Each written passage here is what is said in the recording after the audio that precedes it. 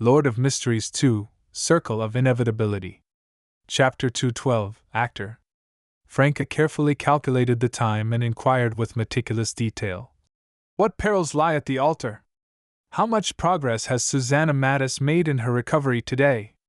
Upon hearing Franca's question, Lumian made a rough conjecture about her thoughts. If it was possible, they could seize the opportunity to destroy the altar and eliminate Susanna Mattis, who was now weakened, once and for all. Before departing from Salle de Bal Brise to track down the impostor Ive, Lumian had contemplated a similar issue. Since Rentis had taken Charlie underground, he believed their destination was Susanna Mattis' hiding place. Consequently, when he retrieved the carbide lamp, he also retrieved a few bundles of detonators from the safe, hoping to utilize the unique environment to blast those intruders to their demise. Rentis's hazy, pale face took on a hint of sanctity. The altar is the altar. Only the light of my Lord exists. There is no danger. Lumian muttered to himself, standing by the wall of spirituality. By stating it that way, it only heightens the danger. Rentis continued, I do not know the exact condition of Susanna. All I know is that 2 weeks ago, we could not see her, but she would occasionally make sounds. Last week, she could communicate with us normally, and we could perceive her when we activated our spirit visions. Today, she remains the same as before, but she appears extremely feeble. Based on Rentis's account, Lumian made a preliminary estimation. Susanna, who was originally a fallen tree spirit equivalent to Sequence 5, is now nearing Sequence 6? If Susanna had not been hiding at the Mother Tree of Desire's altar, Lumian would have considered it worth the risk. Franca pondered for a moment and spoke. Do you typically offer prayers at the altar and receive boons? Yes, Rentis replied with a nostalgic tone. Susanna is our priestess. She enables us to experience the Lord's love for the world and unveils everyone's true desires, allowing us to truly understand ourselves. Upon hearing this, Franca decided to forego further inquiries and seek the truth in the details. Is the altar usually protected? Susanna is always there. Rentis's blurred, pale face swayed gently in the mirror.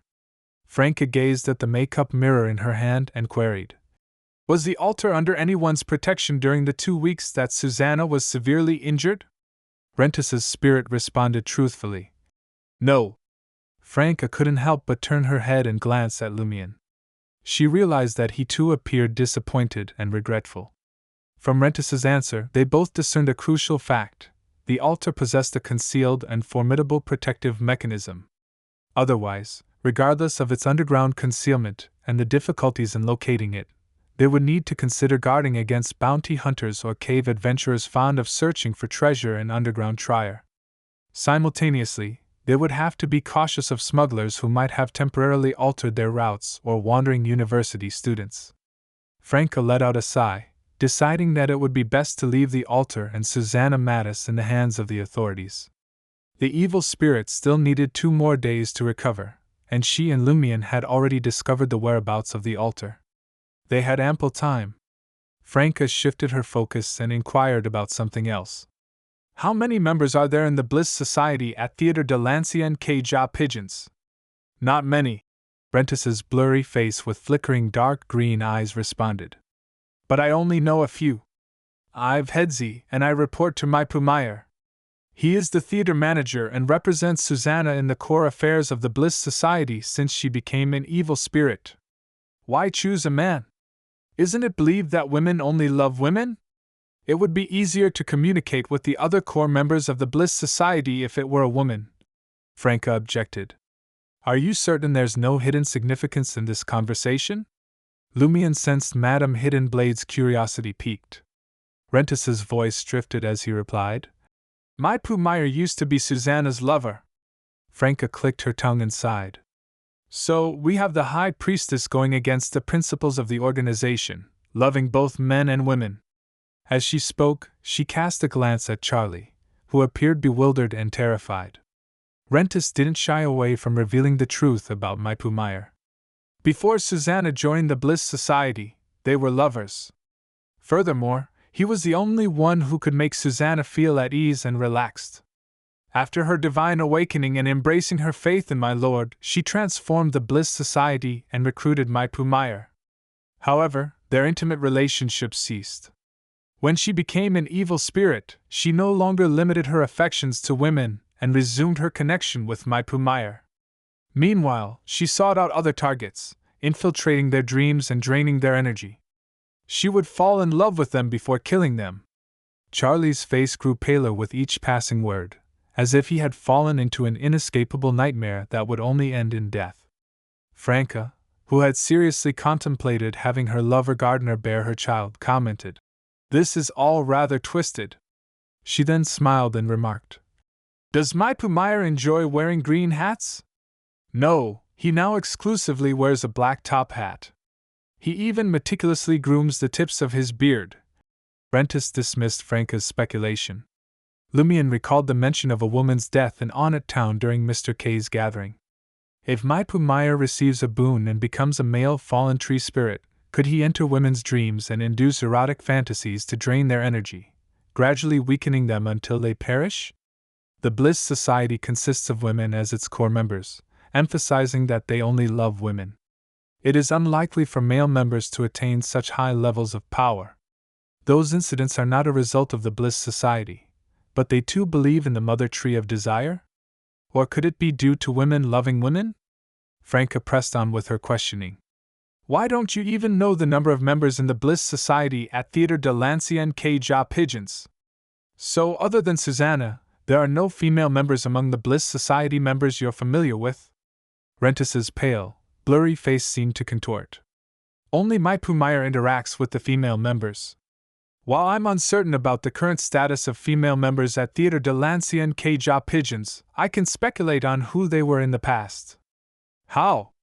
Franca inquired curiously. Rentis replied, "Those who joined our theater started as supporting actresses. Through honing their acting skills, they eventually became the leading ladies before they left. They were the core members of the Bliss Society. The theater was established as a safe and dependable venue for them to fulfill their inner desires until they could gain initial control." "Why must they act?" Lumion recalled Rentis's various performances. Rentis struggled for a moment before explaining. "We were blessed with a boon equivalent to a Sequence 7 called Actor. This gift enables us to evoke a deep yearning for attention and a desire to perform in our targets. It also awakens our own hidden desire to showcase ourselves and perform. Before we fully master the power of this boon, we cannot restrain this impulse. Therefore, we require a proper stage to satiate our desires without arousing suspicion." Every applause from the audience is a validation for us. A peculiar sequence. Instead of immediately attacking Rentis, I confronted him. I failed to utilize the ritual silver dagger in time to suppress my explosive desires because unknowingly, my own desire to perform was awakened. Lumion came to a realization. Franca clapped her hands, exclaiming, "That explains it. No wonder I was so immersed in acting today." She smiled and inquired, "Does your ability to disguise as Ive and Seal also come from actor?" Rentis's face nodded slightly. "We can manipulate our muscles, skin, and bones to a certain extent.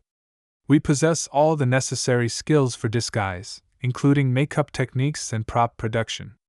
Moreover, actors have the talent for imitation. They can convincingly portray anything. If they act as an ordinary person, their astral projection will appear ordinary as well.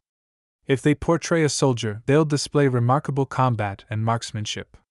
What if they act as a woman? What about acting as a Beyonder?" Franca and Lumion raised their questions.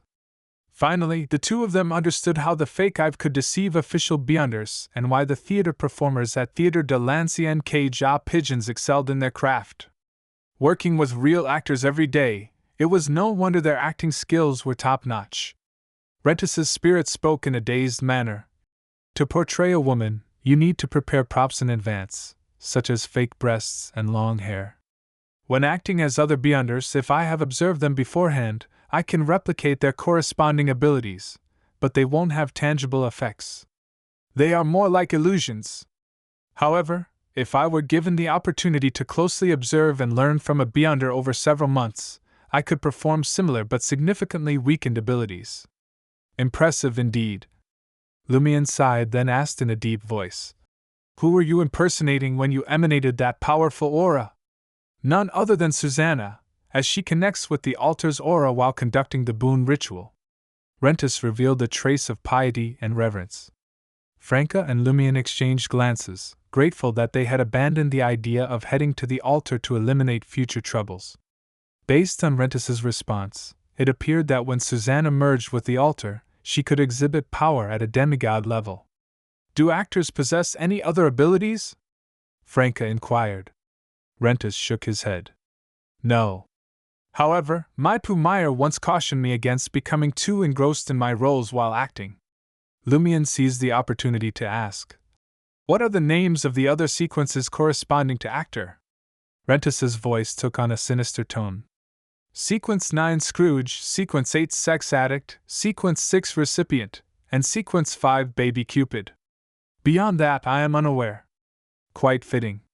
Lumion, who was acquainted with the abilities of Scrooge and Sex Addict, questioned further. What does recipient entail? It involves craving success and recognition from high society or the public. Rentus explained. Curiosity piqued, Franca asked. It seems that you actors aren't able to fully control your corresponding desires at every sequence. At sequence 5, won't your desires explode upon encountering anything? In truth, as they progress through the sequences, individuals can gradually gain control over their corresponding desires. Rentus clarified. For actors, their primary desire is acting. Their desires for wealth and the opposite sex are only slightly stronger than usual. They won't appear pathological or completely uncontrollable as a result. Lumion found himself perplexed. Then why were you so miserly when you portrayed Monsieur Ive? He chose to pick up a gold coin of unknown origin. Rentus responded naturally. Because the real Ive is like that. I must stay true to the role.